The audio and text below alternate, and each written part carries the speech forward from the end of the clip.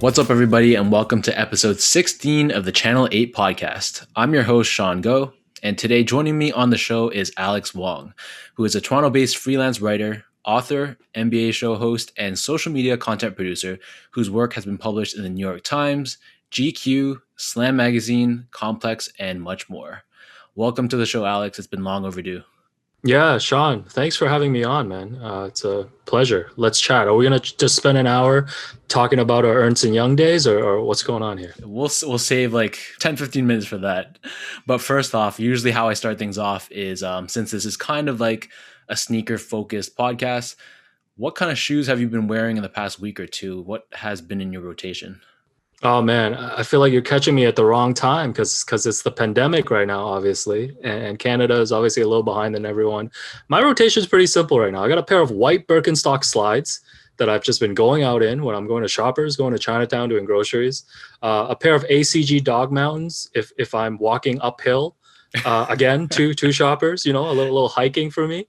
And just a pair of white Air Force Ones, which apparently my friends have been telling me white Air Force Ones are like high in demand right now. They're sold out in the US. Yeah. Apparently. People are flipping them for some reason. I don't know why, but all of a sudden that's a hot commodity. So it seems like your rotation is pretty much the bare essentials, whereas a lot of other people I talk to, they're using this time in quarantine to flex whenever they can, just busting out the heat pairs every day. But I kind of like what you're doing. Yeah, no, I'm keeping it simple. I feel like there's two type of kind of sneaker enthusiasts right now in the pandemic. There's one where there's like, we're not getting to go anywhere, we're not getting to go to events like games, concerts, or anything. Like I need to bust out the heat. And then there's people like me who go to the door every day and is like, man, I don't even want to try today because this world sucks right now. So that's me. I hear you, man. So my week has been, I'm looking at my list. It's been mostly a lot of Nike SBs. So I wore the Nike SB Dunk Low Space Tigers, the SB Dunk Low Chicago's, the SB Dunk High Phillies Blunt, and then I wore the Nike Dunk Low Nike ID or Nike by You. I designed a pair that looked like the Futura Dunks, and then I ended the week wearing the New Balance 5740 Grade A. Yeah, see, but that's you, Sean. You're the sneaker guy. You gotta keep up. I try, You gotta man. keep up. I You gotta try. keep up. All these kids are gonna lap me soon, so I gotta hold on to it while I can. So since you've been pretty chill in terms of what you've been wearing, is that the same for what you've been buying or anything you've picked up lately? Yeah, so when I was thinking about pickups for this year, definitely I've slowed down in terms of pickups. I think the only shoes I remember picking up is the Jordan 1 Neutral Gray that came out earlier this year. Picked up a pair of the Air Max 90 Bacons. Otherwise, honestly, I picked up a few pairs of Subu slides, a few pairs of Birks, got a pair of these Merrell clogs that I haven't busted out yet. I haven't Oh tried those yeah. Hydro Mocks yet. They look too insane for me.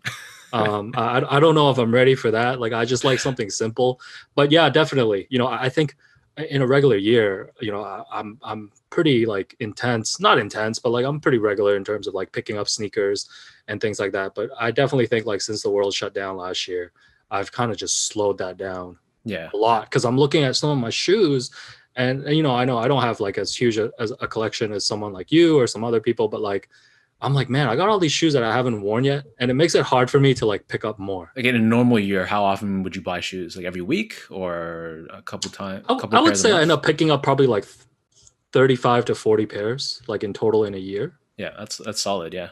Yeah, so it's not like I'm like intense kind of every week, but I guess it kind of averages out to like almost a pair a week. Yeah, Yeah. your wallet must be thanking you this year then, or this and last year. Yeah, I'm sure I'm reallocating those funds to buying some other stuff that I also don't need. So All those trips to Shoppers Drug Mart, man, they're probably adding up. yeah, those optimum points are going up, man. So for me, it's been a pretty decent week. So I got a pair of the Ultra Boost 21 Sashikos from Adidas Canada. So shout out to them. I picked up a pair of the Kobe 6 Pro Cho playoff pack, the yellow and white and black pair. Those are dropping June 3rd, but I had to scoop it up early to get those views on YouTube. You know how it is. Aside from that, I got the Dunk Low Michigans, SB Dunk Low P Rod, or what the P Rod, and the Kith New Balance 990 V2 in the steel gray colorway. So those are my pickups for the week. Yeah, see, once again, man, Sean Go, just doing his thing. Just doing his thing. I think the first time we met was, did you buy something from me? Yeah, I think I bought a pair of like Adidas shoes from you. You were selling them for like $30. Was it through Soul Savvy? Yeah, it was through Soul Savvy. It was definitely through Soul Savvy. But I definitely knew your stuff from before. Obviously familiar with your work. And yeah, that was one of the first times we connected. And I think we linked up at a Soul Savvy event too. Yes. One of the live events that they did in Toronto. Like there was a Yes. panel that we were on. So yeah, those are the few times that we connected. So I guess shouts to Soul Savvy, just bringing people together. Yeah, like a community should. That's what they say, right? All about the community. So shout out to Soul Savvy, not sponsored and not paid for that. But in all honesty, though, so it sounds like you've been into sneakers for quite a while. So can you talk about like your background and what got you into sneakers in the first place, all that stuff? Yeah, so it's funny because I think it's like a two-part story for you. You know, the first part is me getting into sneakers, and then the second part is me getting into actually buying sneakers, which is kind of a more recent development for me. So I guess to keep it short, to start, growing up, basketball was kind of the gateway drug into sneakers. I think you could probably relate. I think a lot of people growing up kind of in my generation can relate. Watching, Jordan and the Bulls in the 90s. And suddenly you're not just watching the game, you're tuning into like the All-Star game and the playoffs and all the television broadcasters talking about the new shoes. Because back then it was like, oh, All-Star was a big deal. In the playoffs, all the players would suddenly debut their new shoes. So suddenly you find out about like shoes like the Concords and the Flu Games. And that's how I got into it in terms of sneakers. And I think growing up, like the Flu Game 12s was like, just like such a coveted shoe for me, just because I think I tied every single Jordan shoe to just what he did on the court. And obviously, like we've watched The Last Dance and we realized that all he did was eat bad pizza. So it kind of kills the whole mystique of the sneaker, but I got to stand by it. And obviously, and of course my Chinese dad, was like, all right, I'm flying back to Hong Kong. I'll pick you up a pair of those. He came back and gifted me with one of those, and I wore them like all throughout, like I think elementary school and started high school, and I put them away. And then years later, when I was digging through my boxes, I looked at the shoe and I was like, oh my God, he bought me a bootleg. No way. Like it said, like the Jordan on the back was like Jordon instead of DAN. And it was like 8-year-old me was like, I wasn't checking for that, right? Yeah. Like I wasn't doing a legit check on those. And I thought my dad was a trusted seller. No, so like the Flu Games. And then I remember the Pippen ones, like the black and red Pippen ones was like my favorite shoe. Yeah. And so those are like the two favorites for me, just like getting into sneakers was like basketball. And, obviously as I grew up, you continue to follow the NBA, and then I ended up covering the NBA, becoming a basketball writer. And this, like sneakers has just become such a huge part of just the game, right? Yeah. Like you have all these, like, obviously you do your YouTube reviews, and then you look at all these places like Bleacher Report's got their own kick section. All these different publications have their own kick section. So like you can't help but escape sneakers, when you're in the basketball space. But in terms of buying sneakers, like forever, I've just been the guy who's like owned like a pair of shoes, 2 pairs of shoes, like just whatever I need, bare essentials. And then in 2016, so this is hilarious. Like I was doing some stories for GQ, and Nike actually sent me out. Nike and Jordan Brand sent a bunch of journalists out to Las Vegas, and it was the release of the Jordan 31. Mm-hmm. So we were there doing coverage and things like that.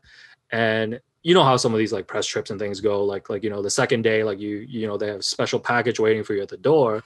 And it was a pair of the Jordan 1 breads. Oh, because they were like, here's a pair of the Jordan 1 breads, and here's a pair of the new Jordan 31s, and then we're gonna go wear tested, like go play at this gym, all that stuff. So I got my first like taste of like, wow, these people just blessing me with this pair of shoes. And then I was like, wow, I need to start collecting sneakers. Like I can't just be like covering it now. Like I can't just be like, on the outside watching. So that's when I went a little bit mad. Like I started trying to hunt down like all the Jordan 1s that I've always wanted growing up, like the classic colorways. And this was right around the time, and you can fact check me on this, I feel like this was right around the time when sneakers, especially the resale market, just started going. Yeah. Like it started going up, and I was like, man, this is so shitty. Like I know so many sneaker friends, like 15 years ago, like you could get the Supreme Dunks no problem as long as you worked for it. And now it's like however much on StockX. So like that's when I started getting into like buying sneakers. And half of it was a lot of just wanting to get sneakers that I never got growing up that I love. So like the classic Jordan releases, you know, a lot of the Air Maxes that I loved. I bought a pair of those Pippins last year, found a pair of my size on eBay, and then just getting into it. You talk about soul savvy. Like when those communities pop up, I joined and you get sucked in. Like so much of sneakers is just like FOMO. Like 100%, you man. know, Jeez. like you know this. It's like you see a pair. I always use the Union ones as an example. It's like when I first saw photos of the Union ones, I'm like, yo, these shoes are so shitty looking. Like who copy and pasted these colors together? Like Yeah. why does it look like this? Like this looks like a bootleg. And I think actually Union like sold it at the Rose Bowl flea market Yep. as like a promotional stunt, right? Yep. And then suddenly you see the hype, you look at the shoes a little more time, you see more pictures, you see people wearing them, you see people getting them, and suddenly you have to have a pair. And now over time, I'm like, this is a great shoe, but I'm always having the trouble of like separating. I'm like, is this really a great shoe, or is it because people told me it's a great shoe? And it's always hard for me because I'm like, I feel like I've got my own taste at times, but I also acknowledge that I've fallen into the hype a lot. So like that's been my last like 5 years of like, wow, I feel like I'm catching up. You know, I've got the income now, like, you know, set a little aside, spent on sneakers, met a lot of cool people in the community. And now I feel like coming out of the pandemic, I might be slowing down a little bit, as you might be able to tell by like, oh, your recent pickups or what you're wearing on feet. Now I'm like, okay, maybe I got to settle down and just go back to the staples. I've got a good collection now. I got to settle down a little bit. It's always that fine balancing act of going for what you truly love versus like getting sucked into the hype. Because I buy so much stuff and like a lot of it's just out of necessity because of the channel, but it's hard for me even to delineate between like, is this something I would actually like if no one else existed in the world and no one told me what I should like or what's reselling or what's not? Or is it just because like, you know, there's all this energy surrounding this shoe and that's why I want it for fear of FOMO, right? I don't know. It's tough. It's tough. And I know like, I feel like you're good in terms of like getting rid of shoes in your collection. Like if there's shoes that you don't want, you rotate them out, right? And obviously, I know it's different because you run the YouTube channel and you've got a way higher volume of sneakers than a lot of people. But for me, it's like I find it so hard to like get rid of shoes. Like I could right now set aside probably like 40 pairs of shoes that I'll never wear, or like I've barely worn, or probably there's still dead stock that I could get rid of. But I'm like, man, what if I get rid of those? What if I get rid of these like Jordan ones, like I don't know, like rookie of the year that I haven't worn since like they came out, and then I want them like 3 years later, right? Yep. And then the problem is too, I feel like a bigger problem is you look at the prices now, and I'm like, man, these shoes are all worth like $600, $700 now for like no reason. And I'm like, this is ridiculous. I'm like, I don't want to wear them, but I also don't want to get rid of them. So I've got a little bit of those, but in general, I like just wear all my shoes. Yeah, like for me, I try to wear. I've worn pretty much everything except my doubles and sometimes triples. And just like you, yeah, it's very hard for me to get rid of shoes, even though like you see me actively moving, trying to move stuff. Because like let's say any given week, I get like 5 to 6 pairs or so coming in. Honestly, it's probably easy for me to get rid of 2 or 3, but then every week that means net I'm adding 2 3 pairs to my collection, and it just builds and builds and builds, and there's only so many days I can wear sneakers and only so many feet I have, right? So it's tough. Like I'm trying to You need more feet. You need more feet, bro. more I think feet, I think that's a solution. every year needs to be a leap year, or I don't know, man. There's got to be something has to give. I want to move on to my segment called the channel flipping segment, which is basically a rapid fire Q&A session where I give you 2 options and you just pick the one that you're feeling the most. So you ready? Let's do it. Nike running or Nike basketball? Nike running. Air Jordan 3 or Air Jordan 4? Oh man, this one's tough. I'm gonna go Jordan 4. Toronto Blue Jays or Maple Leafs? Blue Jays, because Leafs fans are toxic. Actually, Jays fans too. Actually, sports fans in general, but I'll go with the Jays. All right, cool. This is for all the Torontonians. Dundas Street or Queen Street? Queen Street. Kobe or LeBron? LeBron. Ooh, you're going to get a lot of hate for that, man.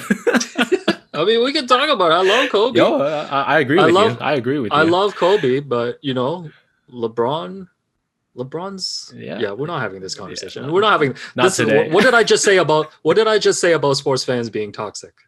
We'll check out the comment section later on. We'll see. We'll see what people say. All right, next question: Twin Towers or Splash Brothers? Oh man. Damn, these are good ones, man. Splash Brothers. Chris Bosh or Pascal Siakam? Pascal Siakam. William Liu or Lou Williams? Oh, William Liu. William Liu's had better playoff performances than Lou that's Williams in probably that's Toronto. probably correct. Jelani McCoy or Mamadou Njai? Holy. I'm gonna go Mamadou Enja. Better Ooh, name. yeah, that's true. And last question: year-end audits or losing Game 7 in a playoff series?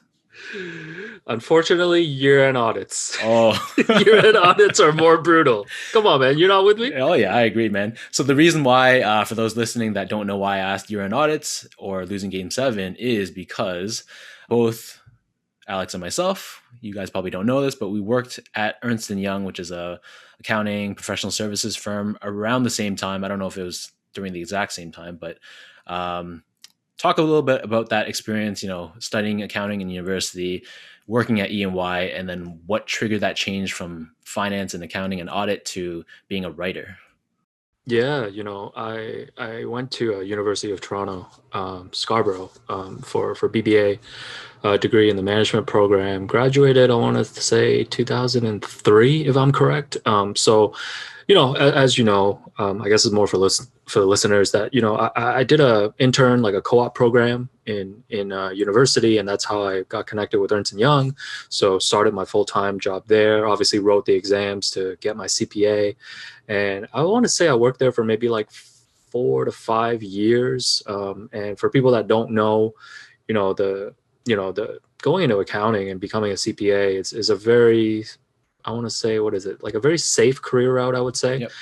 You make pretty good money compared to, probably your peers coming out of school.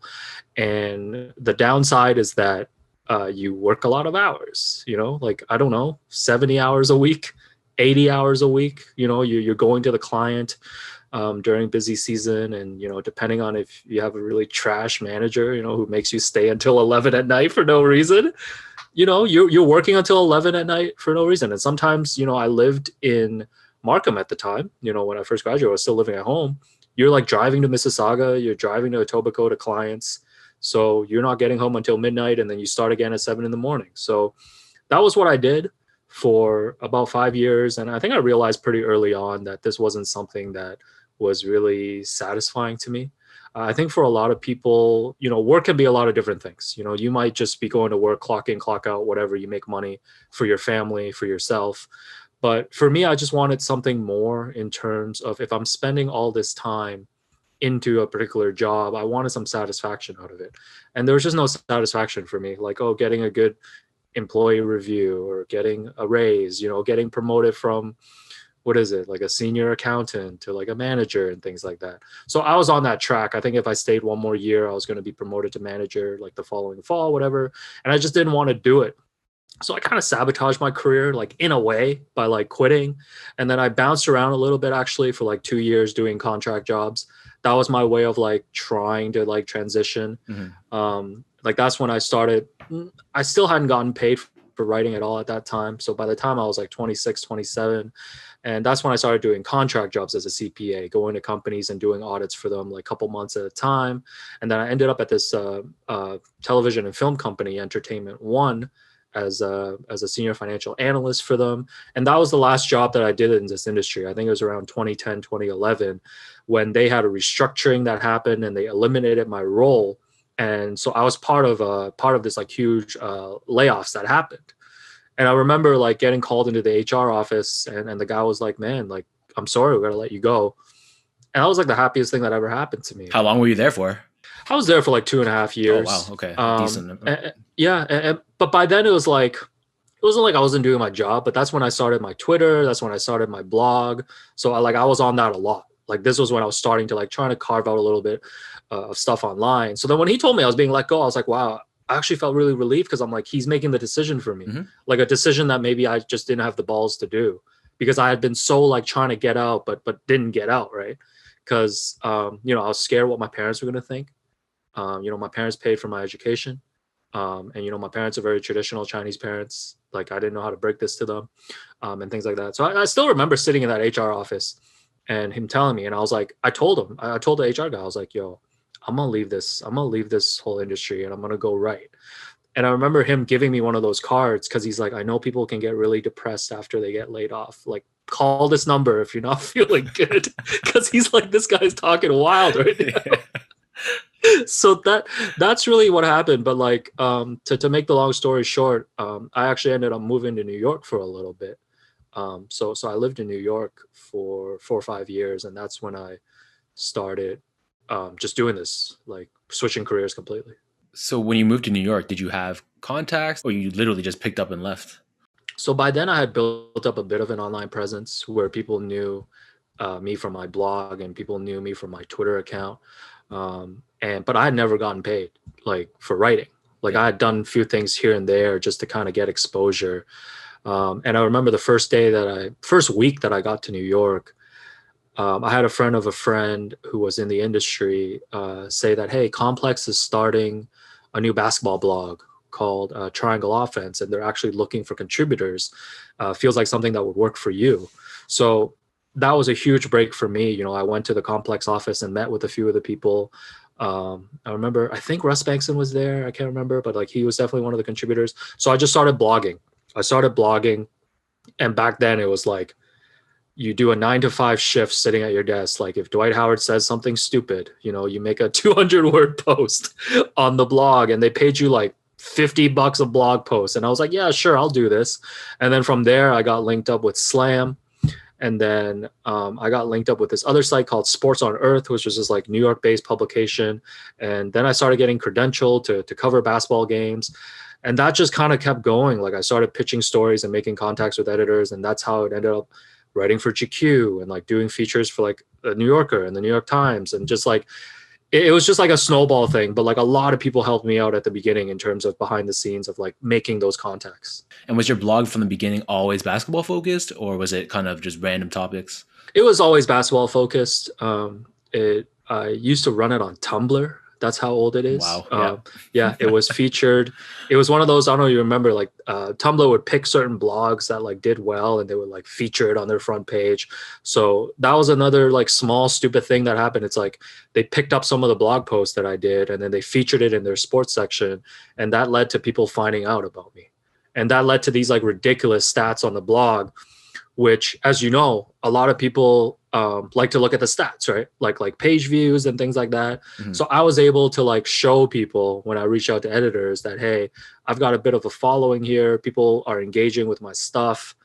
I never believed those numbers were real because it's just Tumblr, but it was like another way of like convincing editors of, hey, like I'm somebody worth like keeping an eye on, and that helped open some doors too. And when you created this blog, it was probably just a passion project at first, right? Like, you didn't have any intent for it to go anywhere. Like, this is just something you did on the side. No, this was absolutely like, I'm at a 9 to 5 job, and you know how 9 to 5 jobs are. I mean, you don't need to expose your own employers, but like, I'll expose my former employers. Like, 9 to 5 jobs, you're not doing work from 9 to 5. All right. You've got employers who take like 2 hour coffee breaks. And, you know, sometimes your manager is not in the office. Sometimes you're getting called into meetings that don't matter. So this was something to keep me occupied during the downtime at the office. Like, I started my Twitter account. You know, people who follow me might know, like, I'm Stephen LeBron on Twitter, and that I came up with that name when I was at the office because I didn't want it traced back to me, because I didn't want people to know that it was me. So I had to come up with this alias. And on the day I signed up for Twitter, LeBron was still in Cleveland at the time. And there was a minor league baseball player, Cleveland Indians, named Stephen LeBron, that got suspended for steroids. So there was this clickbait headline that said Cleveland's LeBron suspended for steroids, and everyone was freaking out that it was LeBron. But when you click on it, it's a baseball player that you've never heard of. So I was like, oh, this is absolutely hilarious. So I'm just going to sign up as this name because I can't think of any name right now. And I've just kept it ever since. Wow, that answers one of my questions. Yeah, I was wondering where does that name come from? But People always think it's like a combination of like me like loving like Steph Curry and LeBron or something like that, or like I'm a huge LeBron fan or something. I am a huge LeBron fan, but it was it was out of necessity because I didn't want anyone at work to know that it was me. oh yeah, I understand that. And what were your parents' reactions the day you told them like you're gonna move to New York? How did they take that? Yeah, see, the moving part wasn't that tough. So I was married at the time, and I'm actually divorced now. So it was kind of just like a life decision of kind of moving there. The tougher part was telling them that I was actually not going to take an accounting job there, that I was going to go there on a whim, and I gave myself 6 months to a year to figure this out, like to just not work, saved up money, try to build contacts and things like that. Um, I still remember when I told my dad. I mean, he was so upset. He was so upset. He was like, "You're throwing your career away. You know, you wasted your 4 years of education and all the extra time you did studying for exams." And you know, the way I rationalize it with him, you know, my dad's from China. You know, we grew up in Hong Kong. We moved here. My dad's always been just like a hustler, like entrepreneur, like starts his own businesses, never worked for other people. And I squared with him. I told him, I'm like, yo, think about when you were 30 and like you just decided to start your own business and like the ups and downs that you went through. Like I'm sure like, you know, my grandfather doubted you too. Like you know, like I'm just doing the same thing, but a different path. And I think it's really hard for traditional Chinese parents Yeah. to understand, not even understand that you're not doing a 9 to 5, but also like they still don't get it today. I mean, they do now, but like they still don't get. It's like I don't get it. Like you're being paid to write, like you're being paid to go to these basketball games and cover it. Like you're being paid to do this like social media and like to do these YouTube videos.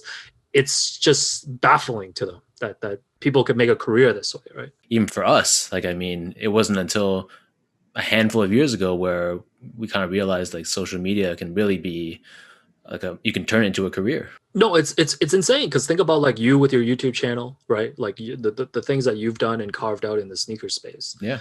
Like sometimes I don't know if you do this, but sometimes I step back and I'm like, I can't believe like 98% of like the connections and contacts and the opportunities I've been given in this industry is strictly just through social media and through online. Like it's insane when you think about it. Like this is something we could have never thought about growing up. Yeah, definitely. Those days at the office, just looking at Excel and all those formulas and looking at client files and stuff. Who would have thought that we'd be where we are today? So, kudos to you, and I guess I'll pat myself on the back too. No, do it, man. You got to you got to give yourself props, man. You got to give yourself props. So, our listeners might be curious. So, because you do freelance work and stuff like that, what is an average week for Alex Wong? What does that look like? Yeah, so average week. So it's weird. Maybe I go like pre-pandemic, you know, pre-pandemic, like during, especially during an NBA season, like I'm spending a lot of time at the arena, covering games, you know, writing, you know, doing social content for different places. And the thing is like, the thing I try to tell people is like, it's very time consuming because you have to be at the arena 2.5 hours before the game because there's all this interviews that happen with the coaches, locker rooms are open, you're able to get content. And then after the game, you usually have to wait around like an hour or 2 hours.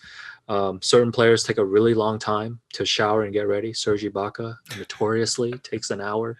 We can get into that. But like, so, and then you have to go to like morning shoot arounds and practices. And then you have to attend like other teams' practices. So a lot of time is taken up with that. Otherwise, when I do have my other time, then I'm home kind of pitching stories with editors, setting up interviews. Because I'm mostly a feature writer, so a lot of my stories are telling the stories of other people. So I'm doing interviews, and then obviously I have to take the time to write. And you know, in the past year, obviously no one's really been going to NBA arenas, especially here in Canada. You know, I just recently spent the last year finishing a manuscript for a basketball book that I have coming out in October. So like it's kind of, it's funny you mentioned like spreadsheets and working at clients and stuff. That's the one skill that I've brought over here is like just organizing. Yeah. Like organizing. You remember how like the audits you would always have like the checklists and all of that stuff? Oh man, Like don't remind me. I carried that over. And it's funny because I know like me and you obviously with the background, like this is all like second nature to us. But like, I realize in this industry, a lot of writers, especially a lot of young writers I've talked to, just don't have that level of like organizational skills, because so much of writing is like, especially when you're a freelancer, is multitasking and staying organized. Because I could be working on 5 features at a time. 3 of them need to be written this week. 2 of them I still need to set up interviews. Like, I need to know what I have to do on kind of a day-to-day and a weekly basis. So a lot of it honestly is just organizing. I always tell people like, the writing part is honestly, when it comes down to it, the easiest. Mm-hmm. It's about coming up with story ideas, pitching stories, doing interviews, being at the arena, coming up with unique story angles, all of that stuff. So yeah, that's kind of, there's never kind of a day-to-day schedule. There's never really kind of a day-to-day schedule. It's just kind of like bits and pieces that need to be done. So it's interesting because you'd mentioned back in your accounting days, you're working 60, 70, 80 hours a week, but it sounds like now you're still putting in those hours, but it's towards something that you're more passionate about, For or? sure. I don't track my hours in that way, because a lot of stuff I do, I just negotiate kind of flat fees up front or have retainers with different companies. So I negotiate a rate that I know it makes sense for me kind of on an hourly basis. But I spend way more time now Yeah. on work than before. I think it's probably not healthy in a way. I've thought about it a bit. Like, I don't think I'm obsessed with my work, but work is pretty central to my life. But the way I look at it is like, I would watch basketball anyways. Like, I would do this anyways, except I'm being paid to do it. Yep. And it's like I don't take that stuff for granted. There. I think after a period of time, when you switch jobs and you go into any career, you tend to take things for granted. And I've been doing this now, I want to say for like 7 years, 8 years full time now. And I don't take it for granted, man. Like every time I'm at the arena, every time I get an opportunity to interview an athlete or work on super fun projects, I always kind of just remind myself like, oh, it's ridiculous that you're getting to do this. And I think there's always a fear for me. I'm always driven by the fear of having to like embarrassingly crawl back to like an audit job or something like that.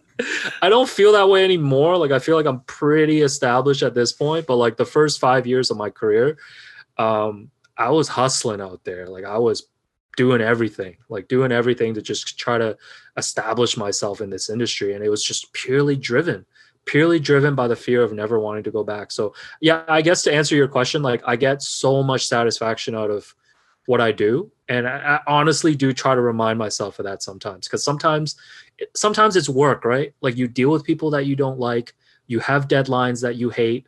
Certain days it's just like things just, nothing goes right. But sometimes I got to remind myself, like, be a lot better than when you were Ernst and Young and you'd pretend to be sick and not go into work. Listen, statute of limitations is over. You can't collect those checks from me. And honestly, like, I don't even want to like talk bad about like becoming a CPA or like using that as your career path. I would highly encourage people to go into that if that's something that you feel like you want to do. And sometimes you don't know if that's what you want to do until you do it. I thought I was convinced when I was like 18, 19, like, oh, this is going to be my career. Yep. But that is the one driving force of why I left, because I looked at, I was like jealous of people who like enjoyed being there. Oh yeah. I went to school with a lot of my high school friends. We all went to the same accounting program. We all graduated together. We all did our tests and yeah, you studied, we did all our mock exams together, right? Like all the mock exams we used to do. All my friends in my 20s I met in that industry, and I still keep in touch with a lot of them, and a lot of them are still there. And I'm shocked sometimes. I'm like, oh man, like you were my junior and now you're a senior manager. Like, what's going on?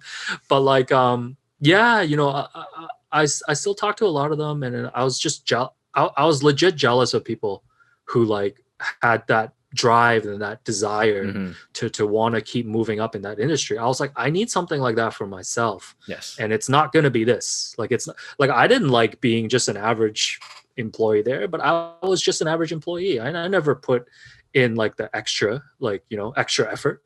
Like, you told me what to do, I would do it. You tell me when to be there, I'll be there at the client and I'll get it done. But I can't tell you a single thing that I got a satisfaction out of working in that career. Just the paychecks, bro. You mentioned like you have access to the arenas and the players and games and stuff like that. I'm sure over the years you've accumulated a ton of different memories and experiences. Can you share with us a couple of your most memorable ones? In terms of just like athletes I've had a chance to kind of sit down and talk to one on one. Some of the more enjoyable ones, like Clay Thompson, I found to be super enjoyable. Kevin Love, I've done a few stories on. I had a chance a few years ago when DeMar was here to just sit down with him at the practice facility and just talk about Kobe for 15 minutes, and like I've never seen him more engaged about a topic, because obviously we know how much DeMar looks up to Kobe, and this was before Kobe passed away. And just DeMar sharing his stories with me of IDing his first pair of Kobe's like in high school, in Compton, and like it would just be like me and you talking about like Nike IDing a pair of shoes, which is I like seeing the different side of the athletes like that. When it's off camera and they don't feel like they need to put on or things like that. Actually, one of my favorite highlights. So I actually got to help produce Serge Ibaka's "How Hungry Are You" shows when he Oh, was here. nice. I did not know Yeah, that. so That's amazing. yeah, so I had connected with his manager who was familiar with my work, and actually saw some of like just my personality on Twitter, and he was like, "I think you connect with the fan base. You should come help us."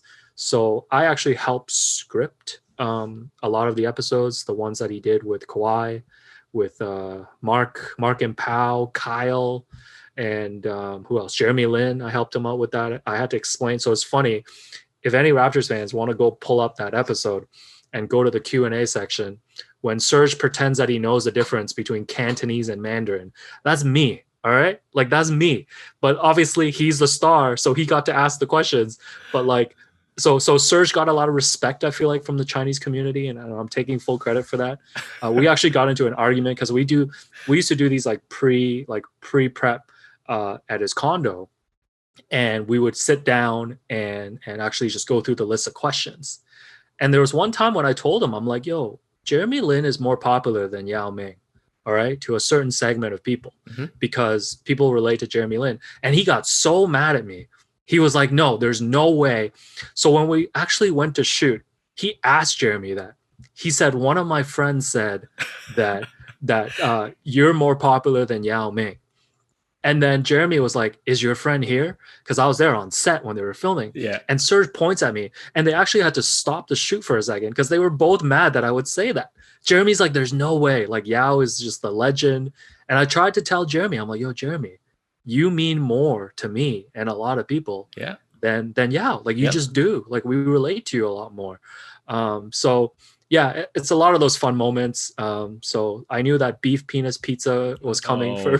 Kawhi. Does Serge choose the meat or So he's got his he hired like people to help him with that too, Oh, okay. in terms of like preparing food and coming up with like ridiculous food ideas. So he's got some behind the scenes people to help him with the prep as well. It's just some crazy type of meat and then salt and pepper and then fry it. Yeah, always a salt and pepper.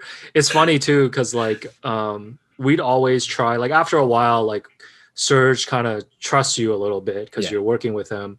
So we would always try to tell him like, "You're such a serious dude on the court. Like, you're so intense, right? Like when you're playing, you really need to just let this like goofy side of you like out." I'm like, people aren't going to take you, like people aren't going to care about this show if you just try to do it like way too serious. I'm like, you need to relax. You need to relax a bit. So we would always try to push. It was like me and a couple of the producers on set. We would always be like, "Yo, you need to ham it up more.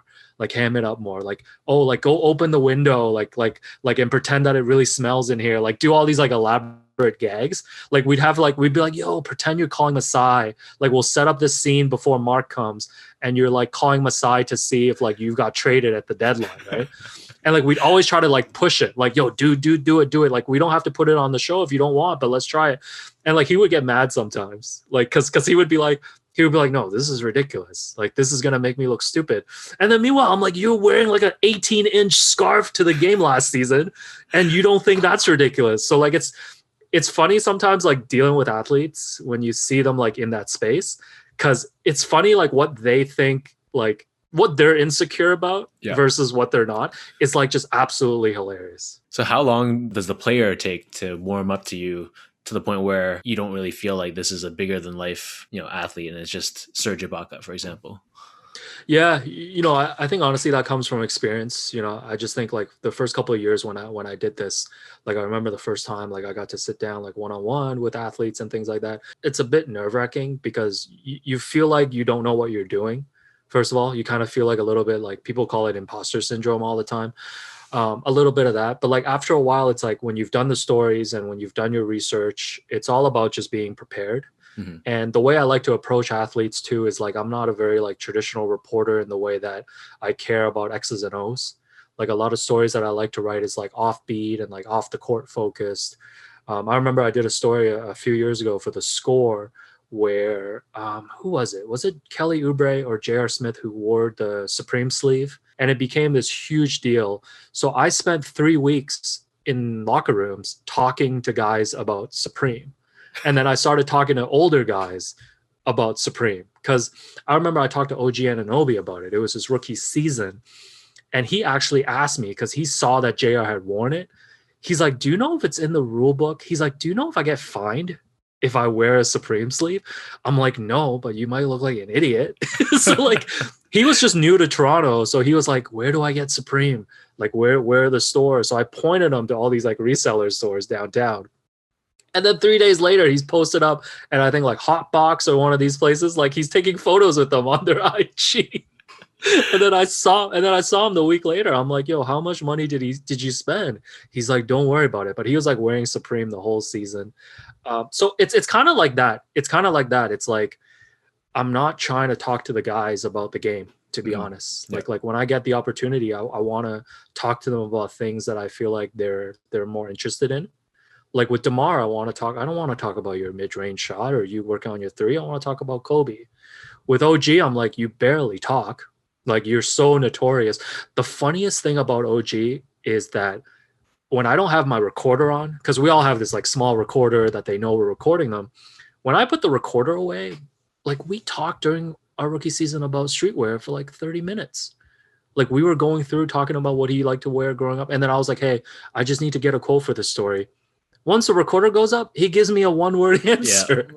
I feel like that's human nature though. Like with a lot of people. Yeah, but he's a troll though. That's true. I'm straight up. I'm calling OG a troll. But like, yeah, to answer your question, honestly, like working with people like Serge, to me at this point, it's just like I'm pretty confident in what I bring to the table in terms of like content. Mm-hmm. And I feel like I understand how like the basketball space works, and I understand what like fans want to see, especially Raptors fans. So that was really what I tried to do when I worked with Serge during that season, was like, let's just bring your personality out because people love you. You remember when he choked Marquise Chris and got suspended in the Cavs game? Yeah. So the game happens in Cleveland and he comes back home the next day and we're supposed to be filming that week. So I and like the production team, we meet up with him at his condo the day after he got suspended. I'm sitting in his condo, and that's when the notification comes up that he just got fined like $50,000. And he was like, oh my God, I can't believe I lost this much money. But the funniest thing is, that's it. Like it hurt him for like 20 seconds. And I'm like, man, I'm always struck by just like athletes just don't live the lives that we live. Oh yeah. It's like they just don't. It's another level. They just don't. Yeah, it's another level. And I also found out that year that like they don't check the standings a lot because Serge had no idea what seed they were, who they were going to play in the playoffs like 2 weeks before. All he said was before they won the championship, he was like, listen, I'm pretty sure if we don't win, I'm out of here. Like I'm getting traded because there's way too much pressure this year. For anyone listening who's still maybe in school or not necessarily, who's maybe just stuck in a career that they hate, do you have any words of wisdom about changing careers, pursuing your passions, all that stuff? Yeah, I think the first thing I would say is that if there is something that you want to do and you've thought about pursuing, if you are in a spot to be able to pursue that, you should embrace it and figure out how you can actually pursue it as a career, because now more than ever, you can turn your hobby or you can turn something that you love into a career. It's never been easier. On the flip side, obviously, the thing I always tell people is like, you need to be good at what you do too, right? Like Mm. then that requires you putting in the time. And that requires you, whether it's auditing or writing or like running a sneaker YouTube channel, like you need to like study the game in a way, right? Like you need to understand how other people do it. You need to figure out how to have a unique voice in what you do. And the one thing I will say too is that don't be discouraged. Don't be discouraged if the first thing that you kind of try and pursue to do doesn't work. Everybody loves to share their like success stories. Like I love sitting here telling you about all the work that I've done, or like, oh, I worked with Serge Ibaka on the show. I got to talk to all these athletes. Like people don't know like all the time that I've pitched stories and gotten rejected. I still get rejected pitching stories all the time. And that's just part of it, right? So like if you have a goal that you want to do, if you have a career that you want to pursue and it doesn't work, that's also not the end of the world. You might not figure it out the first time.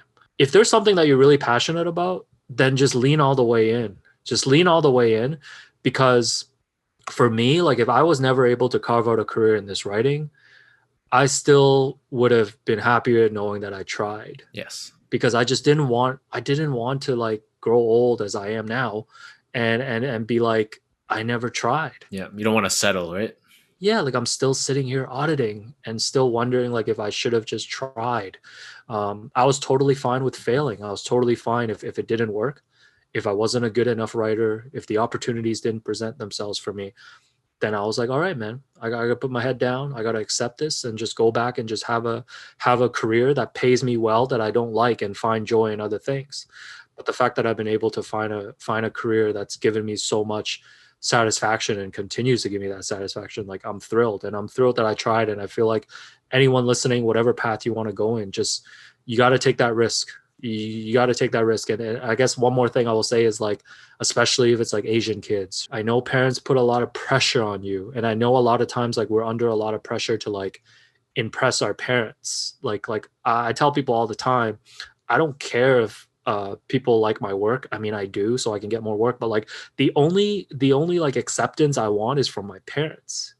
Like I didn't get satisfaction from this career until my dad like accepted that what I did was right, that he was happy what I did. Like that's all I need. That's all I need. So like at the same time though, you can't let your parents dictate what you want to do. Like your parents have a very set path for you, especially if we're immigrants, as I am, like with immigrant parents from China and coming here. Like they want a particular path for you, and you might sometimes feel like you owe it to them. And that's not to say you should not appreciate all the things that they've done for you, but you also have to look out for yourself and realize that it's a different generation now. There's different ways to generate income, different ways to make a living. So, if you feel like there's something out there that you feel like you could be really good at, you have to go and find out for yourself. Yeah, I agree with you 100%. Truer words have not been spoken, man. And like myself being Chinese Canadian as well, like the best way I can put it is, you can definitely take your parents' advice, lean on them for guidance. But like you said, at the end of the day, it's your life and you got to really figure out like what's best for you. No, for sure, man. I mean, I don't even know, like, are your parents like, how do you have this YouTube channel? Like, how does this work? I don't think my dad even cares, but my mom, she's been trying to get into social media and stuff like that. So she has like these dummy accounts that she just follows all the I love family it. and friends and just likes all the pictures and stuff like that. So she's My been mom on it. signed up. My mom signed up for Twitter once, and I blocked her. I blocked her right away. I'm like, you don't get to see this part of my life. That's amazing, man. So, Alex, where can everyone listening, where can they find you? Where are your social channels if they want to check out your work? For my work, I put up most of the features that I'm most proud of. You can find my writing portfolio just at stephenlebron.com. So STEVEN lebron.com. On Twitter, I'm pretty active on Twitter, Stephen_LeBron, and then it's Stephen LeBron without the underscore on Instagram. So those are the places. And honestly, like I don't know if there are people out there that want to talk more about like pursuing a writing career or things like that. But I do a lot of one-on-one mentorships with younger writers. So, just in case there might be someone out there listening to this podcast that wants to reach out, just go to my website, stephenlebron.com. You can find my email. Hit me up. I'm always happy to chat and see how I can help. And for myself, for anyone listening that wants to check out my YouTube channel, you can find me at youtube.com/SeanGo. I'm also on Instagram at esgo8 and on Twitter, which I don't use too often, but it's at sean.go spelt out. So Alex, thank you so much for sharing your time with us. Learned so much about you and very insightful about the industry and everything like that. No, I appreciate it, man. I'm going to put on these ACG dog mounts and take that uphill trek to Shoppers now. Nice, man. I'll see you there then.